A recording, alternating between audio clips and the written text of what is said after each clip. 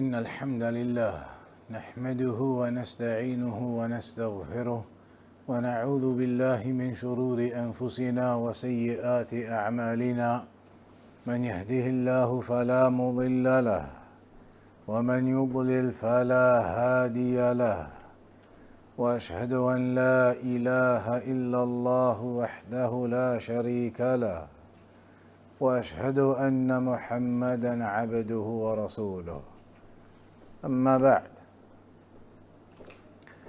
So carrying on then from where we left off regarding the Iman in the Day of Judgment, the last topic that we were discussing was regarding the hour, as-sa'ah, and how the hour, the day of resurrection, is coming closer and closer, and that it is already something very close.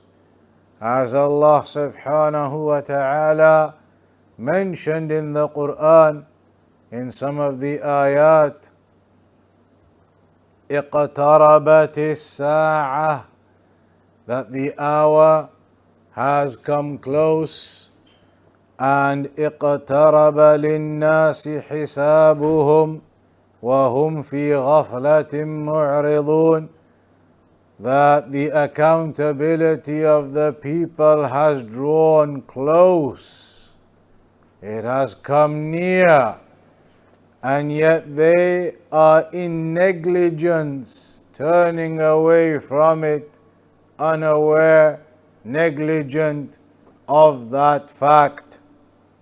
And there was that hadith we mentioned last time as well, when the Prophet ﷺ said, بُعِثْتُ أَنَا وَالسَّاعَةَ كَهَاتَيْنِ, that I was sent and the hour will be established.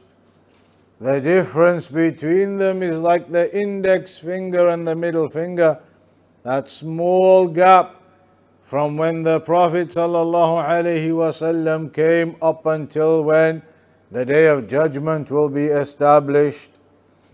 And then you remember we discussed some of the statements of the scholars that this earth is going to last for a particular amount of time, and that all of those statements are not based upon any authentic evidence that it will be 7,000 years that this earth lasts, or that it will be 1,500 years that this ummah lasts. There are no narrations with authentic chains of narration at all regarding that. So we do not know at all when the Day of Judgment will come. It cannot be specified with any time frame, this many years or that many years later it will come. And we know it is hidden in the knowledge of Allah, as the Prophet ﷺ said in the famous hadith when Jibreel came to him and asked him, أخبرني عن الساعة, tell me about the hour. And the Prophet ﷺ replied, ما المسؤول عنها بأعلم من السائل, that the one asking the question is no more knowledgeable than the one being asked, meaning myself, Muhammad, and you, Jibreel. Neither of us know when the Day of Judgment is going to be. Then we began talking about some of the signs of the Day of Judgment, and that the signs of the Day of Judgment, they can be thought of in different ways. You can think of them as minor signs and major signs.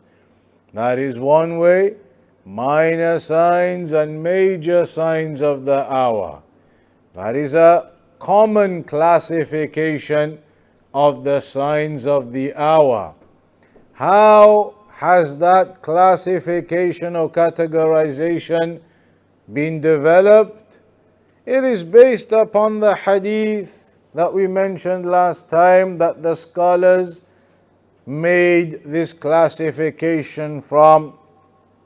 And that was the hadith of Hudhayfa in Sahih Muslim. Hudhayfa ibn Usayd, he said, اطلع النبي صلى الله عليه وسلم علينا ونحن نتذاكر. He said one time the Prophet sallallahu alaihi wasallam approached us whilst we, some of the companions, we were revising and discussing about the religion. And the Prophet sallallahu alaihi wasallam came. And he said, مَا تَذَاكَرُونَ. And the messenger said, what are you revising? What are you discussing? قَالُوا نَذْكُرُ السَّاعَةِ. They said, we are revising and discussing about the hour, about the resurrection. And so then the messenger said to them, إنها لن تقوم حتى ترون قبلها 10 آيات. That it will not be established until you see prior to it 10 signs. The messenger told them there will be 10 signs that you will see before the day of judgment occurs. فذكر الدخان والدجال والدابة وطلوع الشمس من مغربها ونزول عيسى بن مريم ويأجوج ومأجوج وثلاثة خسوف، خسف بالمشرق وخسف بالمغرب وخسف بجزيرة العرب وآخر ذلك نار تخرج من اليمن تطرد الناس إلى محشرهم.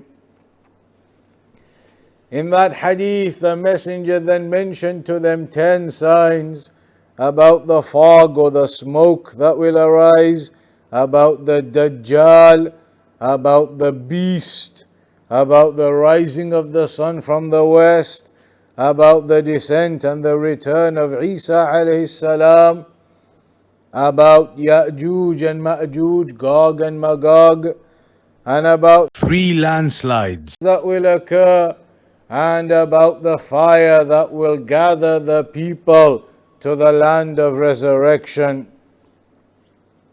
فهذه العلامات التي ذكرت في حديث حذيفة كبرى وما سواها صغرى وذلك لأن نعم.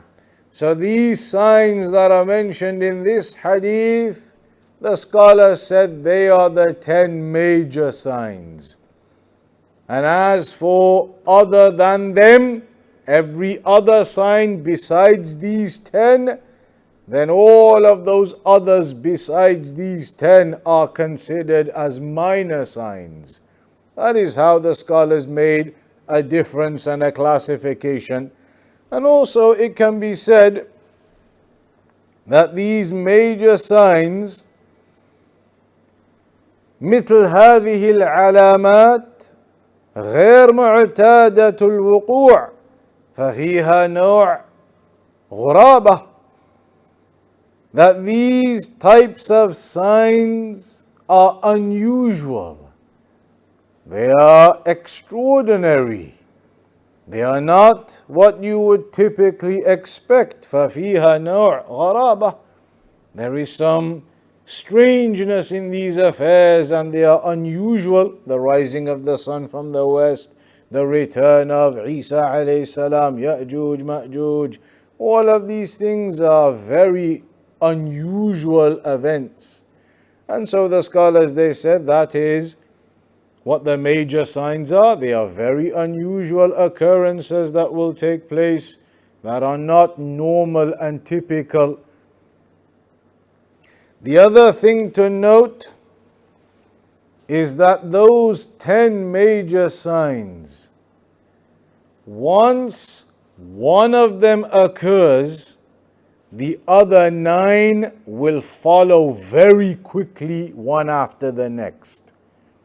It is not like those 10 signs, one of them will happen, and then there'll be a long time before the next one happens, and then a long time before the next one happens. No. When one of them occurs, the rest will start to occur quickly, one after the next. So those 10 signs will happen in quick succession. The example given is like you have a necklace of beads. If you cut the necklace, the first bead falls off and all the others instantly follow and fall off from that cut. They all fall off from that loose edge now, one after the next falling out. And that is the example given of the major signs. Once one of them occurs, then all the rest will follow quickly behind it in quick succession. So one of the questions was last week, what order do those major signs occur in? What order do they occur in? Does anybody have any answer regarding what order they will occur in?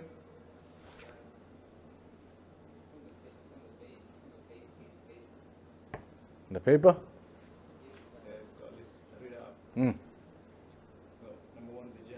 So number 1 you put down Dajjal, then the beast, the rising of the sun from the west, descent of Isa number 4, Ya'juj, Ma'juj, Gog and Magog number 5,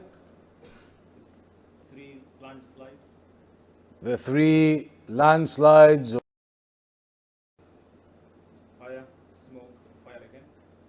the fire, smoke and fire again. How did you get this order? From where?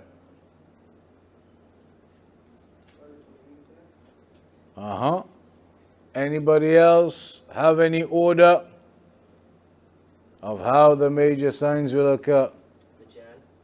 Dajjal first, then Isa alayhi salam, then Ya'juj Ma'juj, after the three eclipses. Then the beast, then the fire, and then the sun rising from the west. How'd you get that? Anybody else? So, سبق وأن ذكرنا أن الأشراط التي أتت في حديث حذيفة هي الأشراط الكبرى. So we've mentioned that the 10 major signs are the ones that are mentioned in the hadith of Hudhayfah. ماذا عن ترتيب أشراط الساعة? So what about the order that they will occur in? ليس لدينا دليل يرتب أشراط الساعة الكبرى، ولكن من خلال النظر في مجموع النصوص نستخرج الآتي. There is no clear evidence highlighting the order that the major signs will occur in. There is no clear evidence highlighting the order that the major signs will occur in.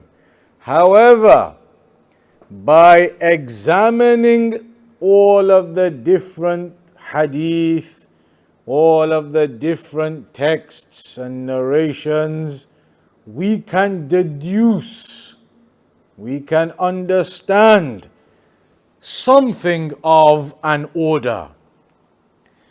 We know that the first of the major signs by examining all of the evidences, will be the Dajjal.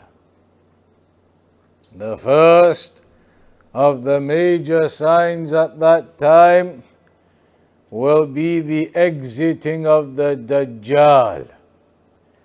The second major sign will be the return of Isa alayhi salam. The second will be the return of Isa alayhi salam. The third will be the exiting of Ya'juj and Ma'juj, Gog and Magog. Ya'juj and Ma'juj, Gog and Magog. That will be the third event that occurs. And as for the 10th one, the last one, that will be the fire that rounds up the people to the lands of resurrection. So we know the first three in order: the Dajjal, then the return of Isa alayhi salam, and then the exiting of Ya'juj and Ma'juj, Gog and Magog. And we know the last one will be the fire that rounds up the people to the land of resurrection. But that still leaves all the others in between that we do not know any evidence that specifies the order that they will occur in. There can be ijtihad that some scholars may have made, but as for any texts showing and proving that this particular sign comes after that one, and then such and such comes after this one, indicating some type of order for the others, it does not exist. And that is why it is almost impossible. It is impossible to know the exact order that those 10 major signs will be in. We know the first three in order, we know the last one, but all the others in between, we do not know which one exactly will occur first and which ones will come after it. So that is in regards to the signs of the hour. There are evidences that indicate that the rising of the sun from the west and the exiting of the beast will occur one after the other. The rising of the sun from the west and the exiting of the beast, that those two will occur one after the other, because there is a hadith in Sahih Muslim, Inna awwal al-ayat khurujan, that from the first of the signs that will occur and become evident, طلوع الشمس من مغربها, the rising of the sun from the west, وخروج الدابة على الناس ضحى, and the exiting of the beast upon the people mid-morning. وأيهما كانت قبل أو أيهما كانت قبل صاحبتها فالأخرى على إثرها قريبا. It mentions in this hadith in Sahih Muslim that whichever one of the two occurs first, the other one will be right behind it. So if the sun rises from the west first, the beast exits right after that. Or if the beast exits first, the sun rises from the west right after that. Whichever one occurs first, the other one occurs right after it. So that would seem to indicate those two occur together, or they are consecutive to each other. Where they are in the order, we still don't know though. Are they the fourth and the fifth, or the fifth and the sixth, or the sixth and the seventh or the eighth? We don't know where they are exactly in the full order, but we do know from that narration that they will be next to each other. So that is one way of classifying the signs, where you have major signs and you have minor signs. The other way of classifying the signs was what?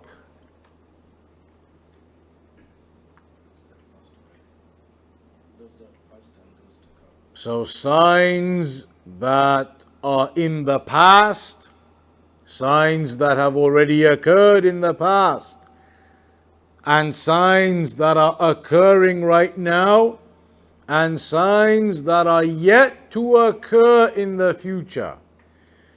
So what are these? And all of these signs that have occurred in the past and are occurring right now, they are all going to be which type, minor or major? Minor, because the major ones are only the ones that are yet to occur in the future. So what are some of these signs of the hour that have already happened? A list of some of them here now. Firstly, from the signs of the hour that have already happened is bi'thatun Nabiyyi sallallahu alayhi wasallam. The fact that the Prophet sallallahu alayhi wasallam was sent as a prophet, and he is the final prophet, that is a sign from the signs of the hour. And we already mentioned the hadith, bu'ithtu ana was-sa'a kahatayn. I was sent and the hour will be established like this, the index finger and the middle finger. So we know that the sending of the Prophet sallallahu alaihi wasallam is a sign that the hour is approaching. It is one of the signs of the hour that the final prophet, the final messenger has come and now gone. And there are no more prophets and no more messengers to come. That is a sign from the signs of the hour that it is coming close. Secondly, from the signs of the hour, it is mentioned in a hadith, لا تقوم الساعة حتى تخرج نار من أرض الحجاز تضيء أعناق الإبل ببصرة. There is a hadith that says that the hour will not be established, a hadith in Bukhari and Muslim, that the hour will not be established until a fire occurs from the land of Hijaz. Hijaz is the Arabian Peninsula, Saudi Arabia, that area. The hour will not be established until a fire occurs from the land of Hijaz, to the extent that the necks of the camels will be lit up in Basra, far away in the areas of the north, that this will be a tremendous fire and it will light up the necks of the camels in Basra, far away from the land of Hijaz.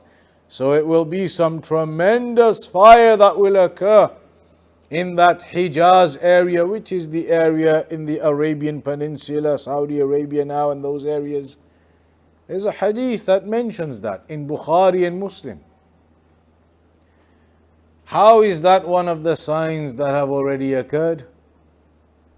Because the scholars, they mentioned in the books of history that in the year 654 in the year 654 Hijri, that fire, just as it was described in Al-Bukhari and Muslim in the Hadith, occurred. It is mentioned by the scholars in their books that this fire occurred in the year 654 Hijri, just as it was described in the area that it was going to occur and how it was going to occur. It occurred in the year 654 Hijri. Right now we are in the year 1445, and that was 654. So approximately 800 years ago, that this particular fire occurred exactly as the Messenger sallallahu alaihi wasallam said it would. The third sign which has already occurred,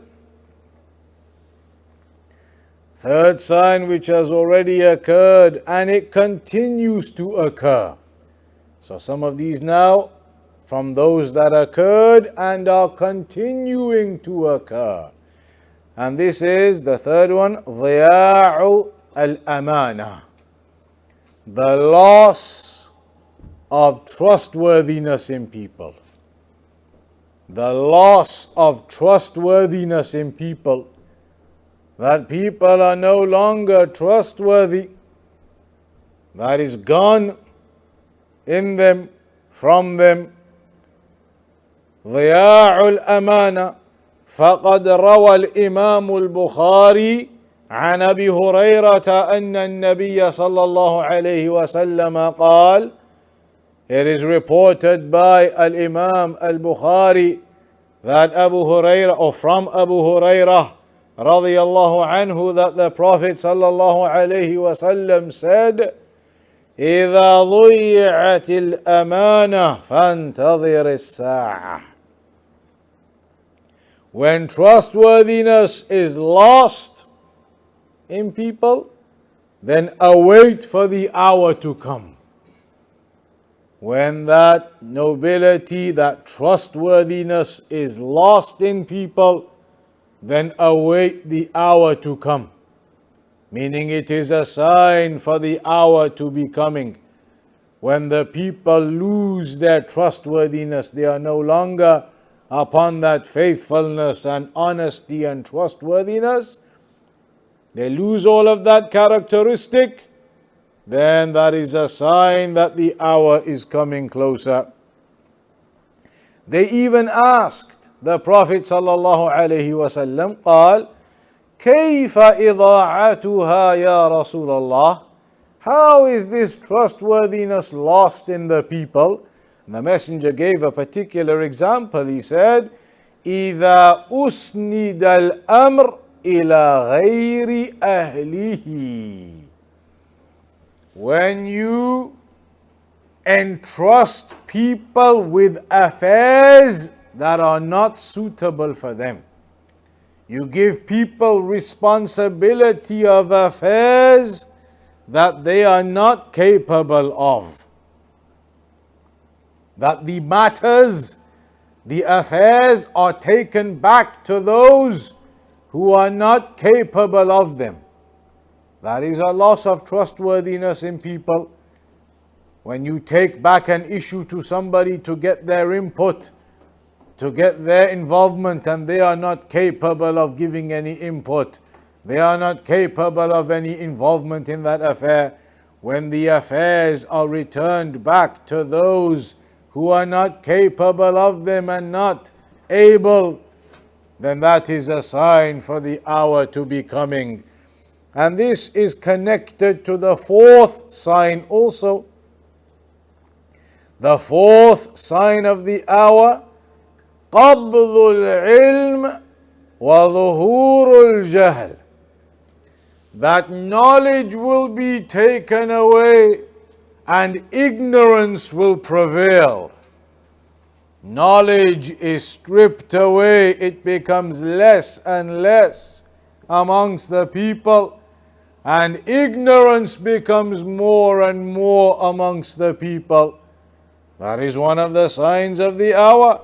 It is mentioned in the hadith of Anas ibn Malik in Al-Bukhari and Muslim, where he mentioned that the Prophet sallallahu alaihi wasallam said, "Min ashrat as-sa'ah an yurfa' al-ilm wa yuthbat al-jahl." From the signs of the hour is that knowledge is raised away, knowledge is taken away, and ignorance is maintained. Knowledge is stripped away and ignorance is maintained. That is from the signs of the hour that are mentioned, and that is a hadith in Al-Bukhari and Muslim. يرفع العلم ويثبت الجهل. From the signs of the hour that knowledge is stripped away and ignorance is maintained. And this is something well known from other narrations too, about the death of the scholars and the loss of knowledge bit by bit. It mentions in one of the narrations, إِنَّ اللَّهَ لَا يَقْبِضُ الْعِلْمَ انْتِزَاعًا يَنْتَزِعُهُ مِنْ صُدُورِ النَّاسِ وَإِنَّمَا يَقْبَضُ الْعِلْمَ بِقَبْضِ الْعُلَمَاءِ. That Allah subhanahu wa ta'ala does not remove knowledge by taking it away from the chests of people. Knowledge is not removed by removing it out of the chests of the people so that you forget it and become ignorant after you were knowledgeable. Not like that. Knowledge is taken away through the death of the scholars. That Allah takes the scholars they pass away one after the other. The scholars begin to die. And so if the scholars die, who is left? The ignorant ones.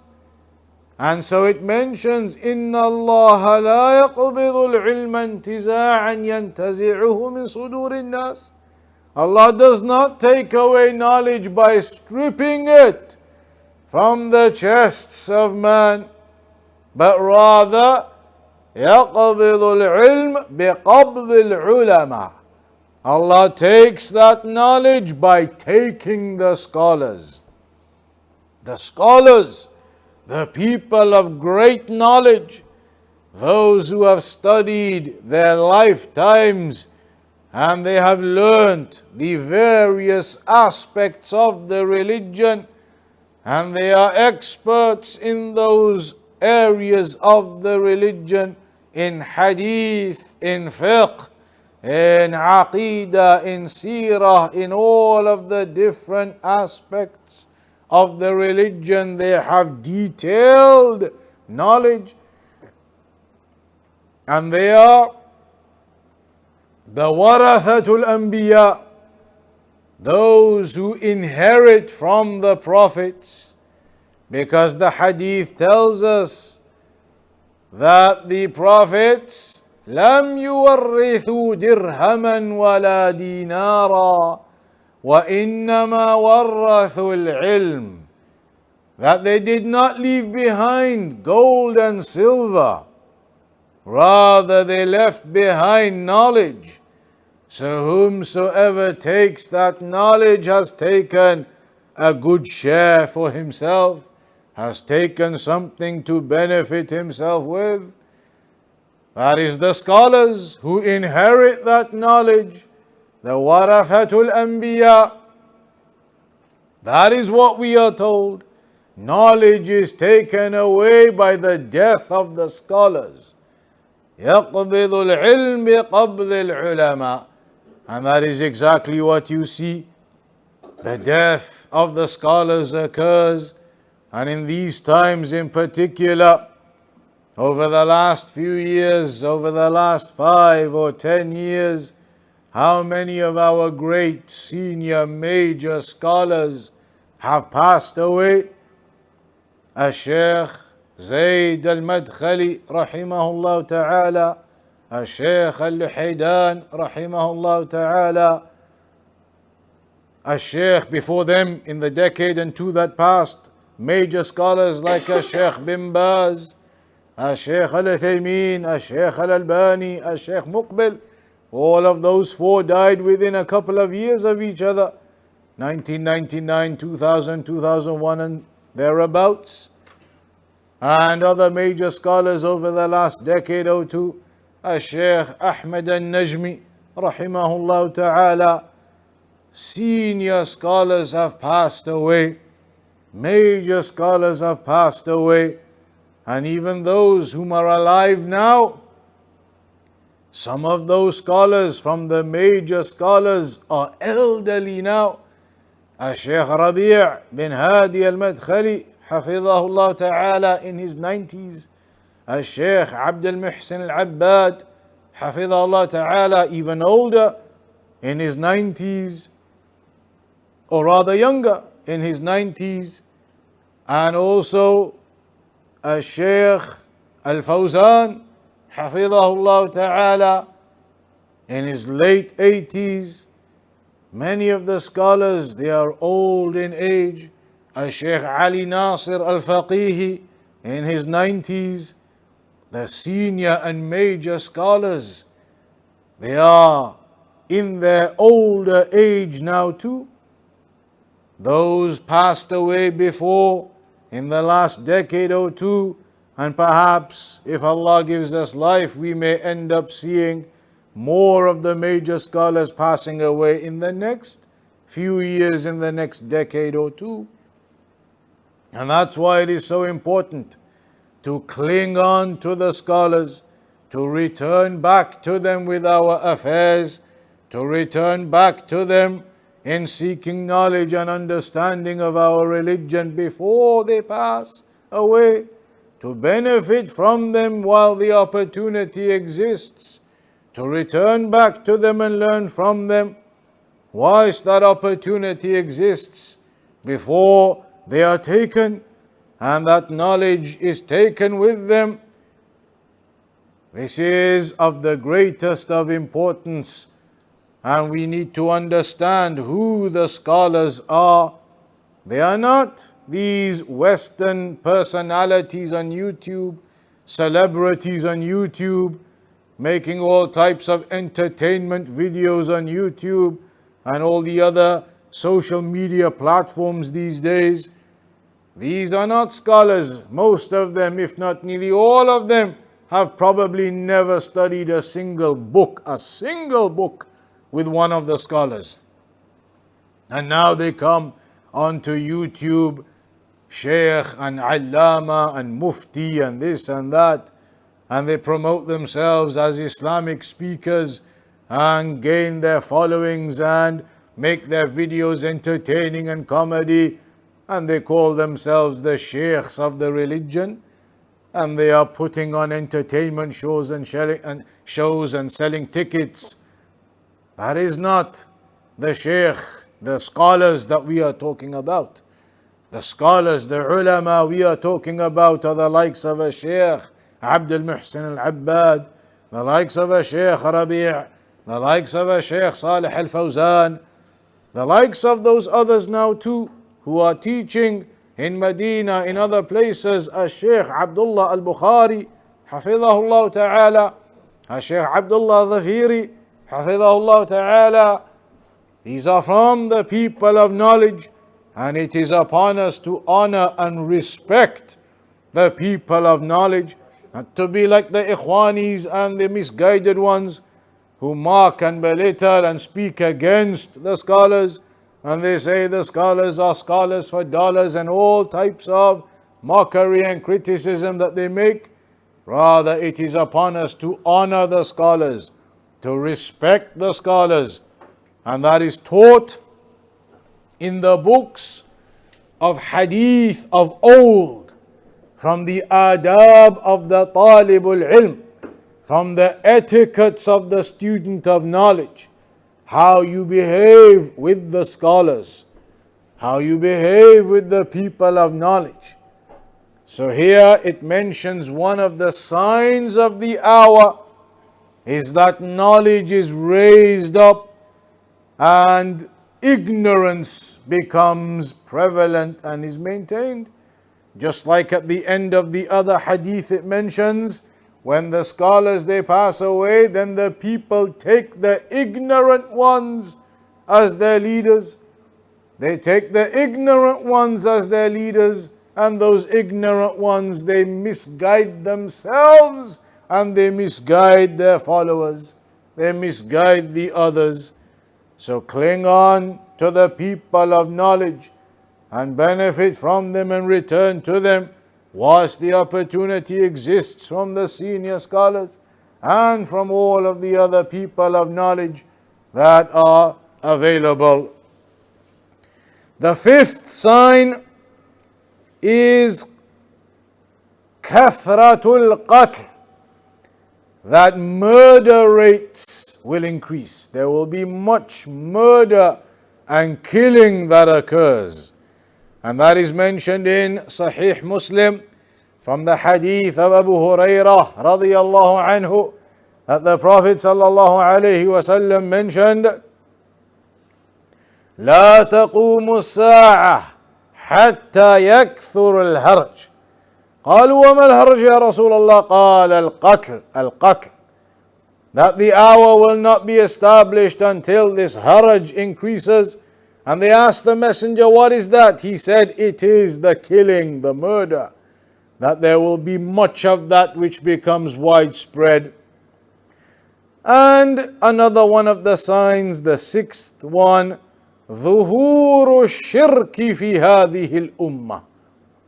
The spread of shirk in this ummah. The spread of shirk within this ummah. And that is mentioned in the hadith of Thawban radiyallahu anhu, that the Prophet sallallahu alayhi wasallam said, لا تقوم الساعة حتى تلحق قبائل من أمتي بالمشركين وحتى تعبد قبائل من أمة الأوثان. That the hour will not be established until tribes from my ummah join up with the mushrikun, and until tribes from my ummah end up worshipping the idols. So shirk will end up occurring within this ummah, and there will be those who end up upon that shirk with the mushrikun, and those who end up into the worship of idols. That will occur, and it is a sign from the signs of the hour. We ask Allah subhanahu wa ta'ala to protect us from that state. These are all from the signs of the hour that are mentioned. The next chapter that is coming up is the chapter regarding the resurrection. But before we get to the chapter regarding the resurrection, we'll do one session next week going through the hadith of the Dajjal. The hadith where some of the companions, or some of them who then became Muslim afterwards, they met the Dajjal on that island. There is the hadith when they were on the ship and they became lost at sea for a long time until they were finally ran ashore on this island, and they came across the Dajjal on that island chained up. That's a lengthy hadith. We'll spend next session next week, insha'Allah ta'ala, going through all of that hadith about the Dajjal, about when they met and spoke to the Dajjal. 1400 years ago, this event occurred. And even though some of the scholars, they believe that the narration is not authentic, What is apparent is that the narration is authentic, and many of the scholars have mentioned it to be so, and that the chains of narration are authentic, that they did indeed meet the Dajjal on that island somewhere, and that he was chained up, and that he told them, soon I will be released. So next week, inshallah ta'ala, we'll go through all of that hadith, and we'll go through the full description of the Dajjal. There are many narrations telling us what he looks like, what his appearance will be like, his hair, his skin color, all those things.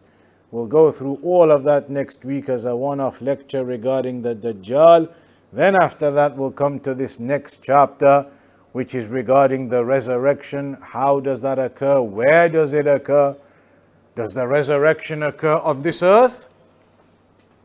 Are people resurrected on this earth? This is where the resurrection will be? Or is it on some other place outside of this earth where everybody is resurrected onto? So all of that issue we'll move on to after the lecture regarding the Dajjal, insha'Allah ta'ala. We'll conclude upon that for today then. وصلى الله على نبينا محمد وعلى آله وصحبه